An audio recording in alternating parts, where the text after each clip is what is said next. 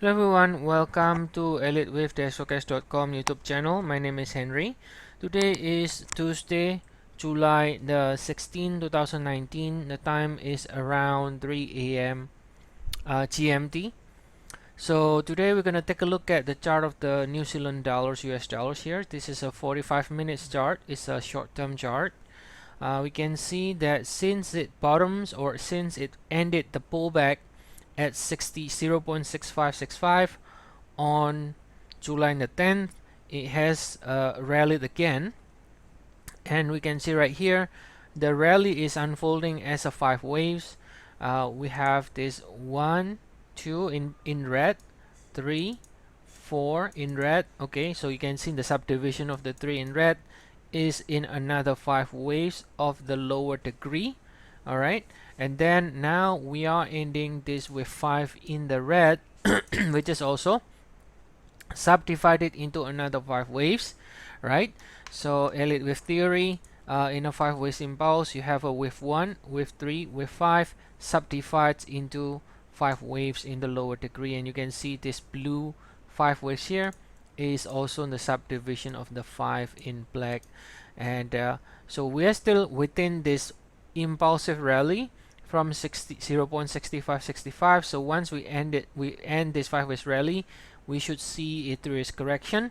Then as far as the 3-waves correction holds above this 0.6565, we expect the pair to resume higher again. Now, because the right side is green, this chart is not telling you to sell, right? This is not a selling. I mean, a lot of our members and people who follow us get confused, and they think that every single swing on the chart is something you can trade. It's not, right? We have to always follow on the right side. Stem, if it is green and up, then you don't try to sell it because it can keep extending higher. It doesn't have to pull back from here. We can still be in the wave 3, for example. All right, so if we zoom out the New Zealand dollars chart, let's zoom out in the 4-hour chart. Very interesting here. You notice here from the May 23rd, now this low is July the 10th, right? So this is the X here, July the 10th. That's this low right here, July the 10th. This is your X. So this is your W.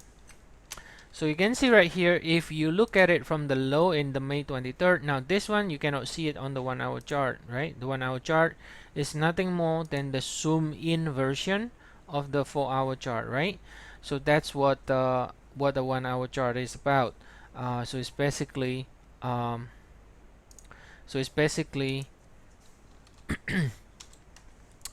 looking at the most recent move and then zooming in and then trying to label. And right here we got this WX, and if you count the number of swings from the May 23rd low, you have 1 2 3 4 5. And since we are counting this as a WX, so that looks to me like a zigzag, right? That looks to me like a zigzag, so you can count it as a double zigzag. Now if you guys are not familiar with double zigzag, I highly suggest you learn about it. It's a very common structure, a double zigzag. You got 2 zigzags combined into one with a W and X in the middle. So if you are if you're counting it this way, that means we have a 1 2 3 4 5 swing, and we are just finishing the first leg of this other zigzag, right? Just like the 1-hour chart here, the other zigzag is still in progress, and the A here is unfolding as a 5 waves because it is a zigzag ABC. So you should be looking at the A, B, and then the B again should be holding above here and extend higher. Now this one has incomplete sequence since the double zigzag is not yet fully completed, and therefore that's why you got the right side stem green, and therefore we are favoring for the upside in the New Zealand dollars, all right, as far as the pullback stays above 0.6565. Now what will be the alternate? Well, the alternate, instead of a double zigzag, all right, instead of a double zigzag, we could count this as, let's say, as a diagonal. So we could count this as a 1 2, all right, 3 4 5. So what's the difference if this is a diagonal versus if it is a double zigzag? Well, the difference is the following. If it is a diagonal, then what we end here is going to be a wave 5, and once we end the wave 5, we end with A or with 1, right? Because 5 waves can be with A or with 1. So what that means is, yes, we're still going to get a pullback regardless, but that pullback, if it is a diagonal, doesn't have to hold above this level, right? Because this pullback, if it is a 5 waves diagonal, is supposed to be correcting the entire 5 waves up. It's not just correcting this rally, but it is correcting this entire rally.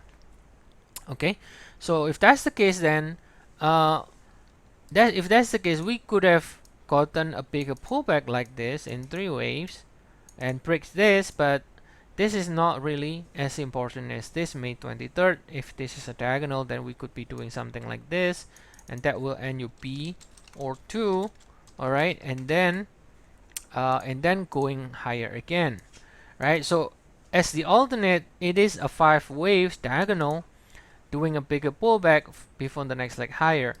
As the primary view, then it is calling for some sort of a double zigzag, in which case this leg is a zigzag, right?